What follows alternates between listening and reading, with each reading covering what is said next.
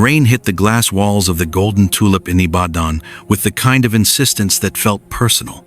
Not loud enough to be dramatic, not gentle enough to ignore, just constant, like a reminder. Inside the private conference room, the air was thick with damp suits, foreign cologne, and the quiet tension of men who had already agreed on something they didn't want questioned. Eniola Adeyemi felt it the moment she stepped in with her tray. The pressure, the wrongness, the way conversation slowed when papers were laid out. She moved carefully, eyes down, posture practiced. Bartending had taught her how to be invisible, how to read moods without being invited into them, how to pour drinks without spilling herself into the room. At the head of the table sat Chief Kola Adebayo. His face was everywhere in the city.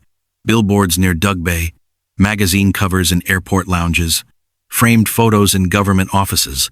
The man who built Adebayo Manufacturing Group from one textile mill into a continental giant. The man politicians called when they needed jobs created before elections. Tonight, he looked smaller. His shoulders were rounded, his jaw tight. His right hand rested on a Mont Blanc pen like it needed anchoring. To his left sat Dr. Tunde Balogun, CFO, immaculate as always, calm, watchful. The same man who once stood in a lecture hall at the University of Ibadan and told Eniola that accounting was not about numbers, but about truth under pressure. She poured a glass of water, wiped the rim, and shifted the stack of documents slightly so she could set the tray down. She didn't mean to look, but she did. Asset liquidation agreement. The words pulled her eyes down like gravity. Her gaze slid, almost against her will, to a table of figures. Schedule B, Appendix 3, Debt Obligations. Her breath caught. The number stared back at her, bold, confident, impossible. Eniola's fingers tightened around the tray. Her mind moved before fear could stop it. Dust blowing off pathways she had sworn she would never walk again. Lecture notes, case studies, a particular acquisition in 2020, phased liabilities, deferred obligations. That debt was not due. Not yet. Her heart began to race, the sound loud in her ears. She straightened instinctively, as if posture alone could push the thought away. "You're a bartender," a voice inside her whispered. "You don't belong in this story." Chief Adebayo shifted. The pen lifted. If she was wrong, she would be embarrassed at best, fired at worst. If she was right, people would lose homes, jobs, an entire city would feel it. Dr. Balogun did not move. Chief Adebayo lowered the pen toward the page. Eniola stepped forward. Her elbow clipped the tray. Ice water tipped, splashing across the document in a spreading stain. "Oh, I'm so sorry, sir," she said quickly, reaching out. "Please, let me." "Leave it," Dr. Balogun snapped, already rising. "We'll print another." But the water had done its damage. Ink blurred. Columns ran. And in that blur, Eniola saw the clause number clearly. Line 47. Her chest burned. She knew this moment. The one her father never took when his business partner started moving money. The silence that ruins you slowly. "Forgive me, sir," she said, her voice thin but steady. "But Schedule B, line 47, the Akosombo acquisition debt. The liability assumption was phased. It's not due until 2026. The room stopped breathing. The Chinese translator froze mid-sentence. One of the Lagos lawyers lowered his phone slowly. Even the rain outside seemed to hesitate. Dr. Balogun turned to her. His face had gone flat. Professional calm stripped of warmth. "Young woman," he said carefully, "this is a private meeting." One of the lawyers frowned, already scrolling on his tablet. "Hold on," he murmured. "Clause 12.3. Yes, liability transfer over 7 years. We're in year 4. A ripple of murmurs moved around the table. Chief Adebayo looked up then, really looked at her. His eyes were sharp, unsettled, not angry, curious. Eniola felt time fold in on itself. She saw herself at 19, clutching her admission letter to UI, smiling so wide her face hurt. She saw her father's fish warehouse in Ijebu Ode, busy and loud before the partner vanished. She saw her mother crying quietly over insulin receipts. She saw herself packing textbooks into a box she never threw away, sliding them under her bed like contraband. Chief Adebayo pushed his chair back and stood, slowly, as if checking whether his legs would obey. "Everyone out," he said. The room erupted into movement. Papers gathered, phones buzzed, chairs scraped. The Chinese delegation protested. The lawyers whispered urgently. "Everyone," he repeated, "except her." The door closed. The quiet that followed was heavy, almost intimate. Chief Adebayo studied Eniola. "What's your name?" "Eniola Adeyemi, sir." "How did you know that?" She swallowed. "I studied accounting. Your company. It was supposed to be my final year project before I—" Her voice trailed off. Dr. Balagun stepped forward, uneasy. "Sir, these documents are extensive, hundreds of pages. Misinterpretation is—" "And she saw it serving drinks," Chief Adebayo said softly. He turned back to Eniola. "What else did you see?" This was the edge, the place where silence would keep her safe, and truth would cost her everything. "I saw Schedule C might be misclassified," she said. "Export subsidies recorded as operating revenue. That inflates valuation. It also affects tax exposure." The room broke. Lawyers talked over each other. Phones came out. Someone cursed under their breath. The translator began speaking rapidly. "Cancel the signing," Chief Adebayo said. "We review everything." As people filed out, Dr. Balagun lingered. He looked at Eniola with something like grief.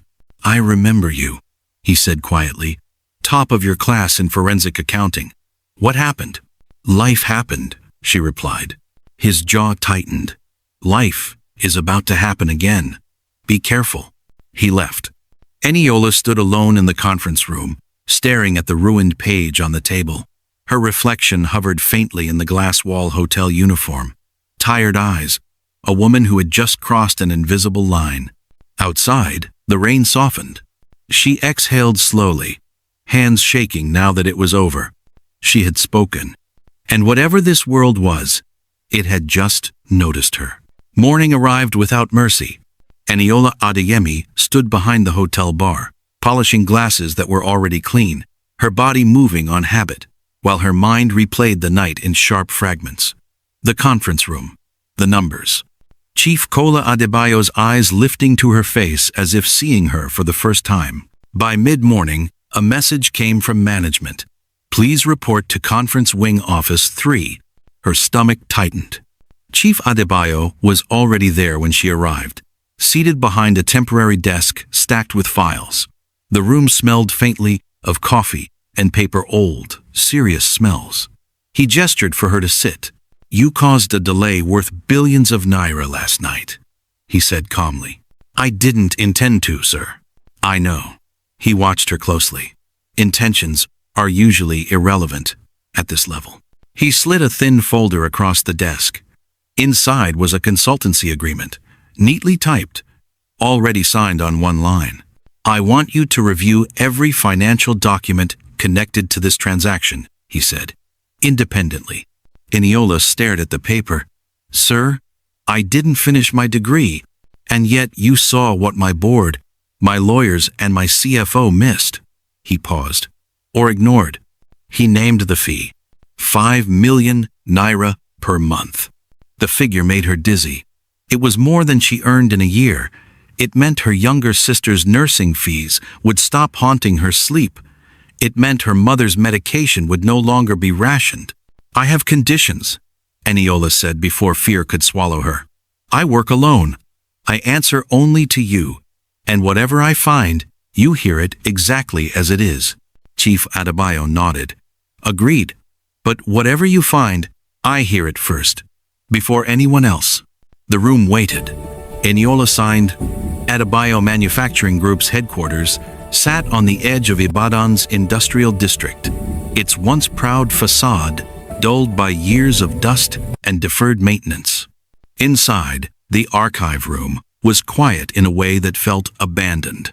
Files stacked too neatly, corridors too clean. Eniola worked with a hunger she had forgotten. Sleeves rolled, hair tied back, mind moving fast and sharp. She traced transactions across years, cross-checked reports with bank statements, followed trails others had clearly hoped would fade. They didn't. Vendor payments led to shell companies with no physical addresses, quarterly revenues bloated beyond corresponding deposits, partnership agreements written with careful ambiguity, control hidden behind polite language, audit trails that simply stopped mid-year, as if someone had closed a door and hoped no one would notice. She documented everything. Late one evening, footsteps echoed behind her. Dr. Tunde Balogun stood in the doorway, jacket off, sleeves rolled, his expression tired but composed. "You're working late," he said. "Numbers don't sleep," Eniola replied without looking up. He stepped closer, scanning the piles. "You were my best student," he said quietly. "You understood that accounting is storytelling. Stories still need facts," she said. He smiled thinly. "Sometimes facts destroy what stories are trying to protect." "Like what?" she asked. "Like 12,000 jobs," he gestured around the room. "Do you think this city absorbs that kind of shock?" "So we lie?" Eniola asked. "We contextualize," he said. "We survive." He placed a flash drive on her desk. "Everything you're looking for is on there. What you do with it decides who you are." He left. That night, in her rented room in Bodija, Eniola plugged the drive into her laptop. Files opened slowly, one truth at a time, emails confirming manipulation, spreadsheets adjusted just enough to stay invisible, evidence that Dr. Balogun knew and had justified it to himself again and again. Then she saw something else. Side agreements, timelines that didn't align, emails between Chinese partners discussing accelerated failure scenarios. Her phone rang. Her sister, Sade. "Big sis." Sade's face filled the screen. "I passed my exams. I'm top 3. The fees you sent, thank you." Eniola smiled, tears threatening. When the call ended, she stared at the ceiling, the weight pressing down. If she pushed this forward, the money would stop. Her family would feel it immediately. She opened the last folder. It wasn't just misreporting. It was orchestration. Someone wanted the company to fail. 3 days later, she stood in Chief Adebayo's Lagos home in Ikoyi. The house was quiet, heavy with restrained wealth. His daughter, Bisola Adebayo, sat nearby, arms crossed, skepticism sharp. "The bankruptcy isn't inevitable," Eniola said, laying everything out. "It's being engineered." Bisola scoffed. "That's a serious accusation. I have proof." Chief Adebayo listened without interruption. When she finished, he closed his eyes briefly. "And this implicates me," he said. "Yes." Silence held. Then he spoke. "We tell the truth." Bisola turned to him. "Daddy, this will destroy you."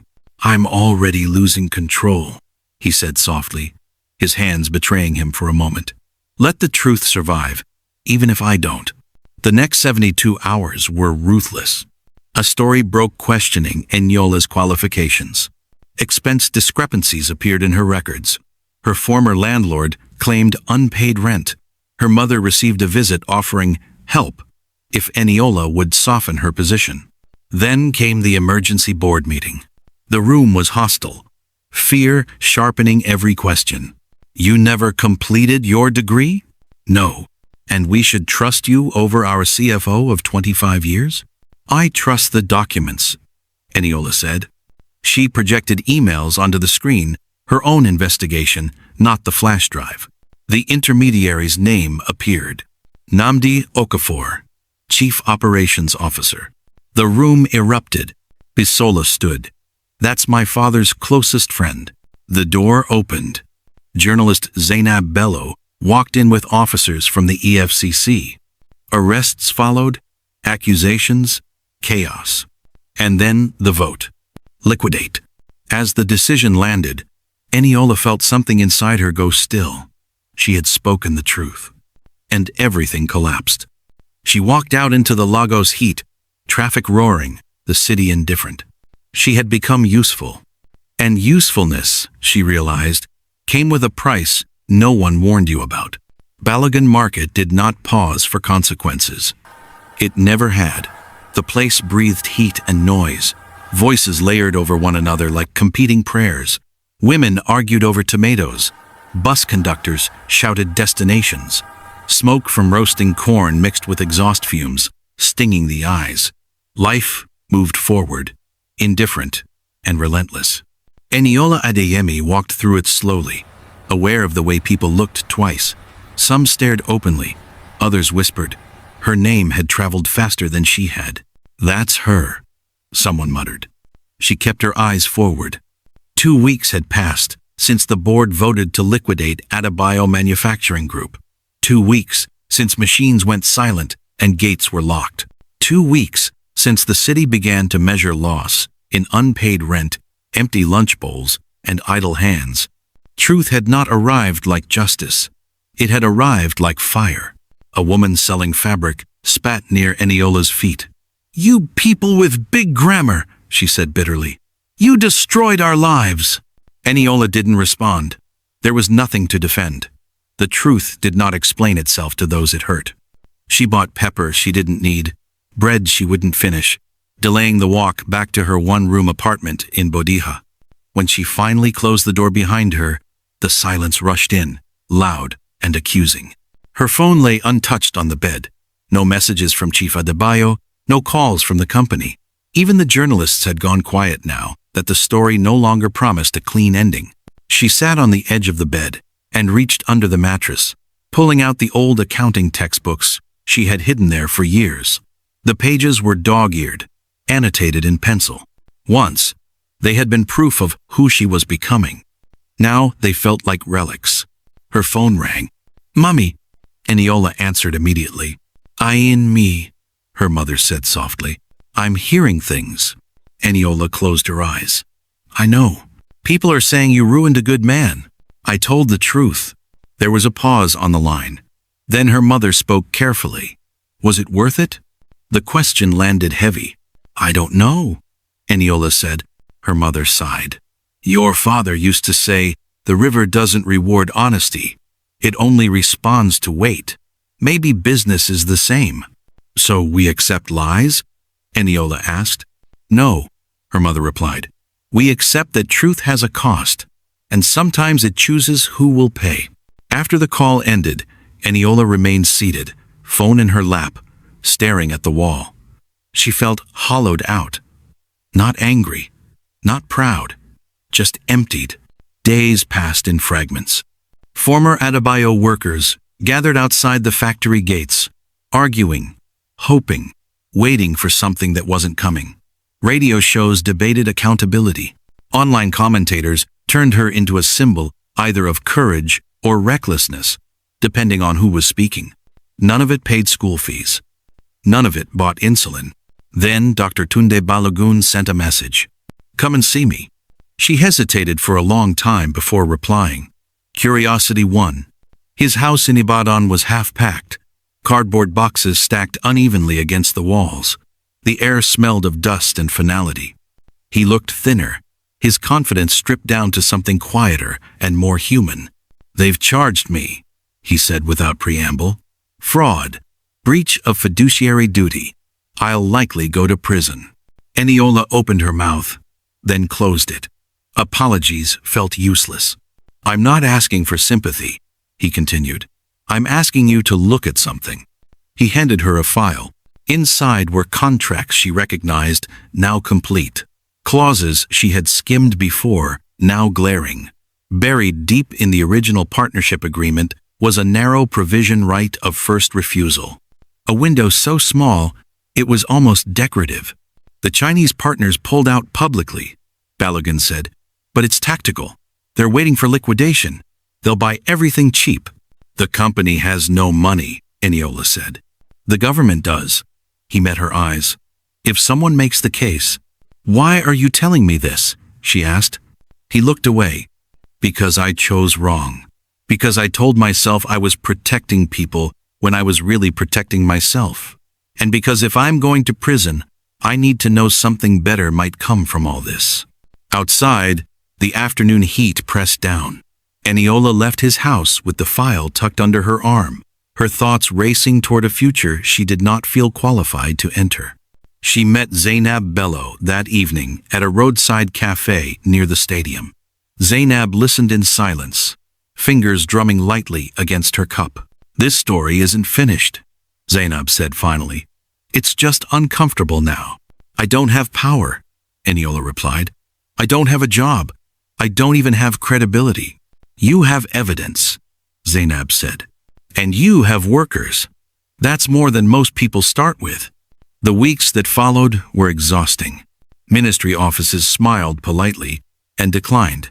Committees cited IMF conditions. Advisors questioned her credentials before they questioned the numbers. Businessmen offered condolences that sounded suspiciously like instructions to stop. "You're asking the state to rescue a company that lied," one official said. "I'm asking you to rescue workers who were lied to," Eniola replied, her voice steady even as doubt crept in.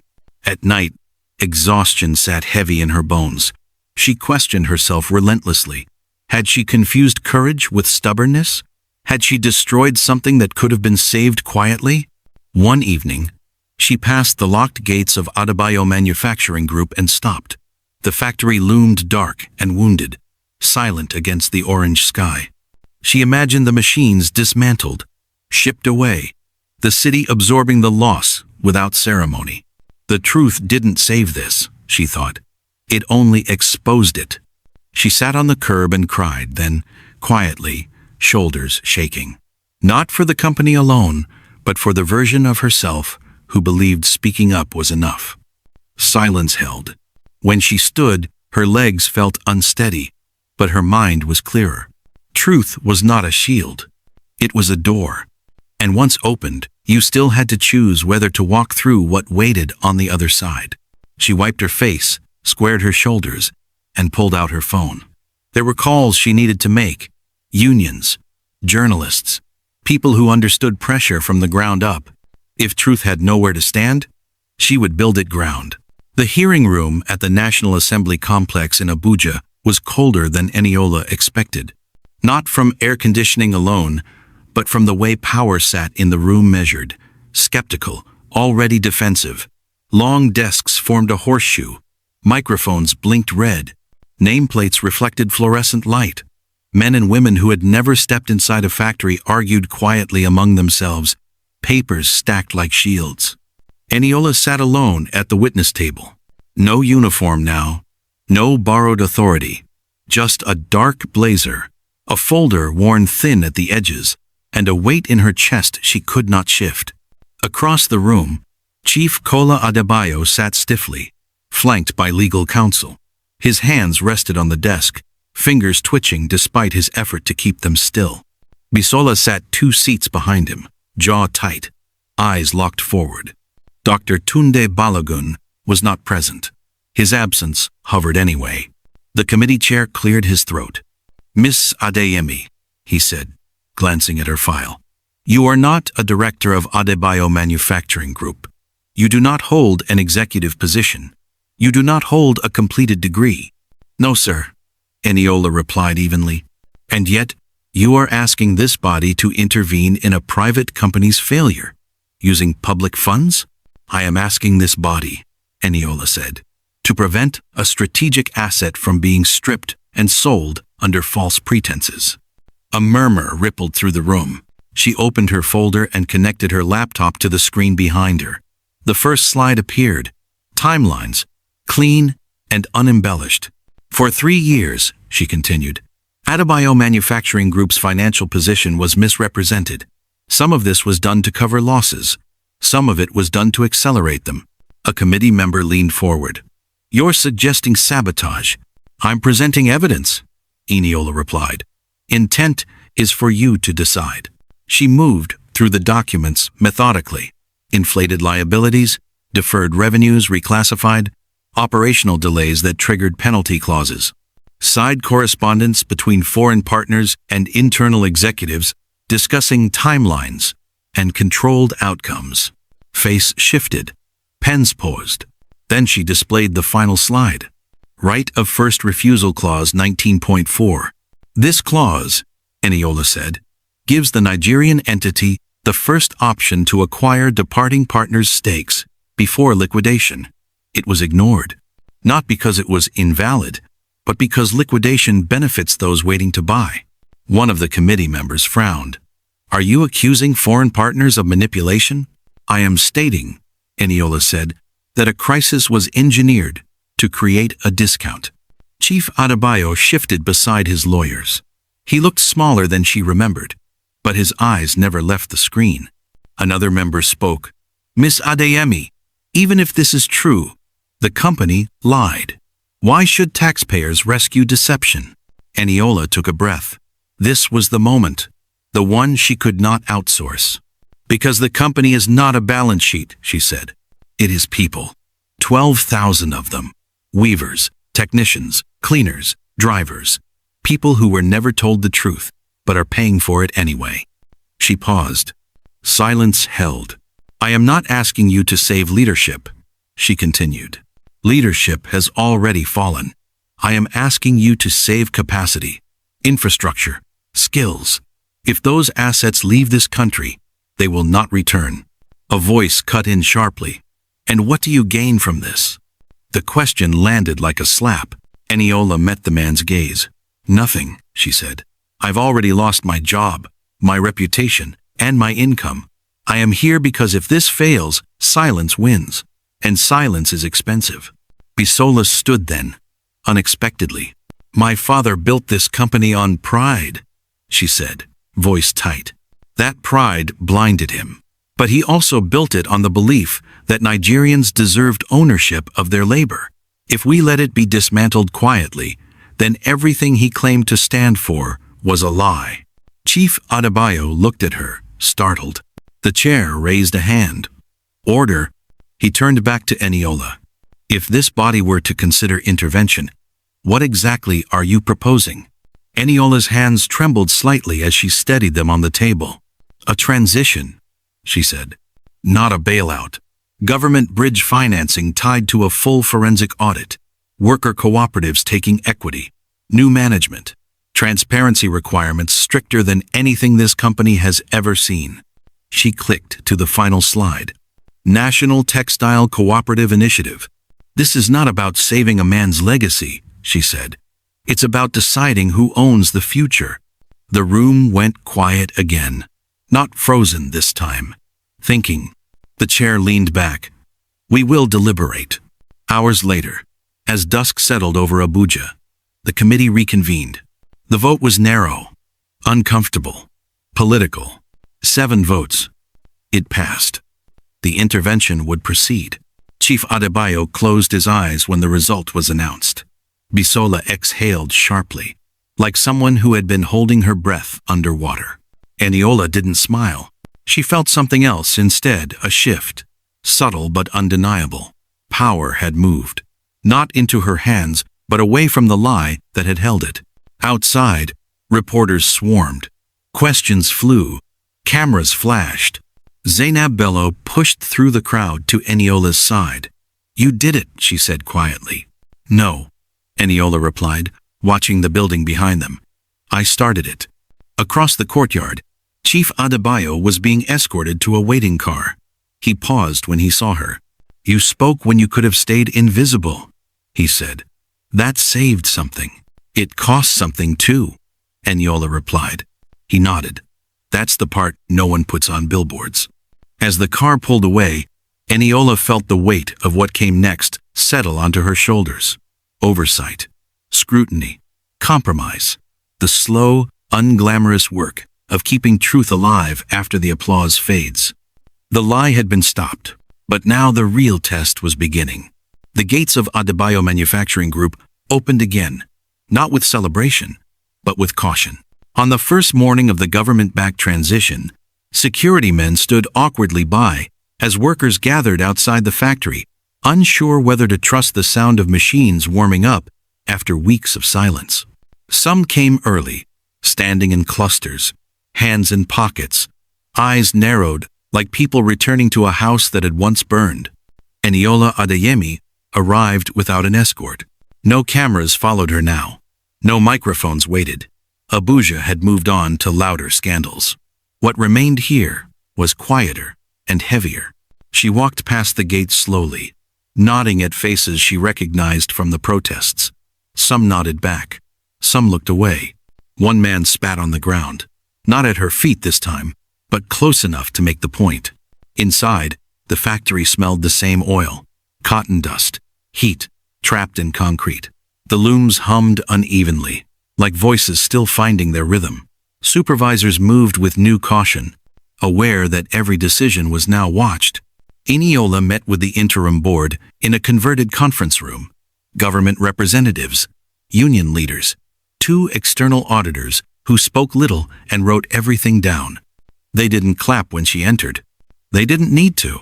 The conditions are strict, one of the auditors said, adjusting his glasses. Any deviation, and funding freezes immediately. We understand, Eniola replied. Her voice was steady, but her body felt the strain. Power, she was learning, did not arrive with confidence. It arrived with fatigue. Decisions followed quickly. Contracts renegotiated. Redundant executives dismissed. Worker cooperatives registered. Paperwork moving faster than it ever had when the factory was profitable. Each choice carried consequence. When procurement was opened for review, suppliers who had benefited quietly for years withdrew their loyalty just as quietly.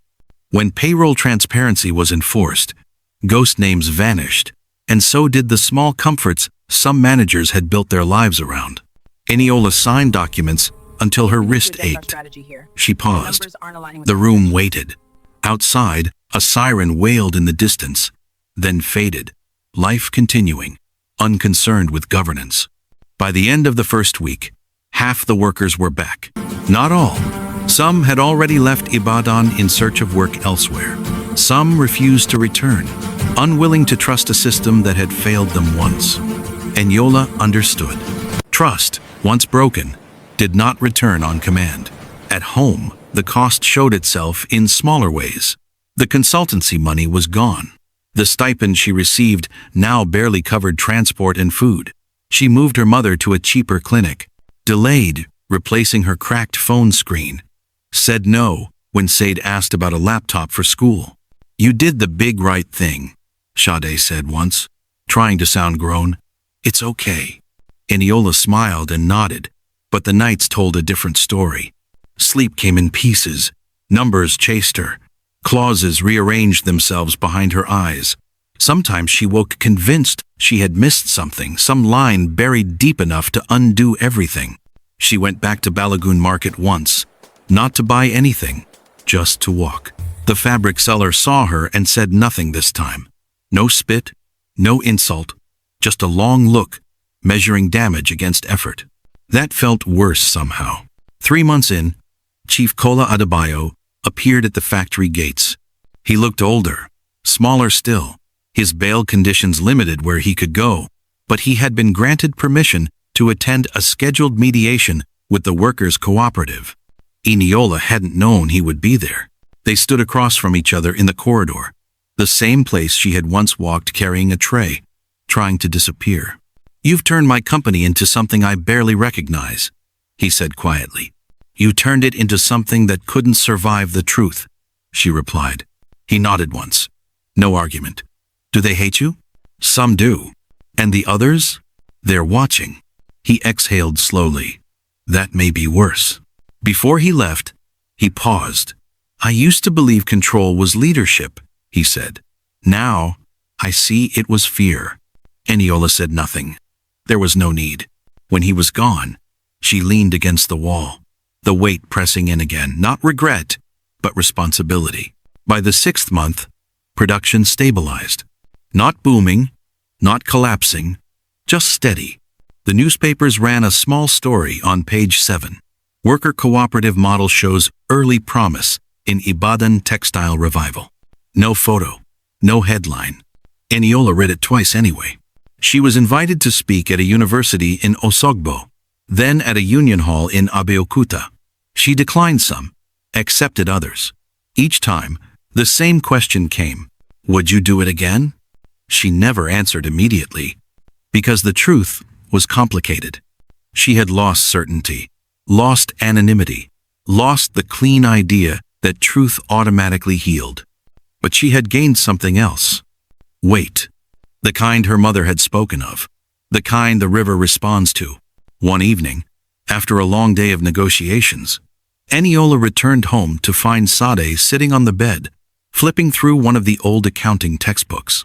"You know," Sade said casually, "they're reopening late registration next semester. Part-time." Eniola froze. "Who told you that?" "I checked." Sade shrugged. "You always tell me to check things myself." Eniola sat beside her, the room suddenly too quiet. "I don't know if I have the strength," she admitted. Sade closed the book. "You didn't have the strength for any of this either. You just chose anyway." Silence held. That night, Eniola filled out the form. Months later, she stood again in a classroom. Older, tired, sharper, not at the front, not invisible either, just present. The factory continued. Slowly, imperfectly. People argued. Mistakes were made. Corrections followed. Truth did not save everyone, but it stayed. On the anniversary of the reopening, workers gathered in the yard. No speeches, just food. Laughter breaking through old caution. Someone played music from a phone speaker. Too loud, slightly off-key. Eniola stood at the edge, watching. She understood something then, not as an idea, but as a settled fact. Victory was not applause. It was staying. Staying when it would be easier to leave. Staying when the lie offered comfort. Staying long enough to be held accountable for what you changed. She turned and walked back inside, where the lights hummed and the work waited. And for the first time since the rain hit the glass walls of that hotel in Ibadan, the weight on her chest felt like something she could carry. If you enjoyed this video, please like it and share it with your friends. Subscribe to the channel as we grow this community step by step. And don't forget to tell me in the comments where you're watching from. I truly appreciate every one of you.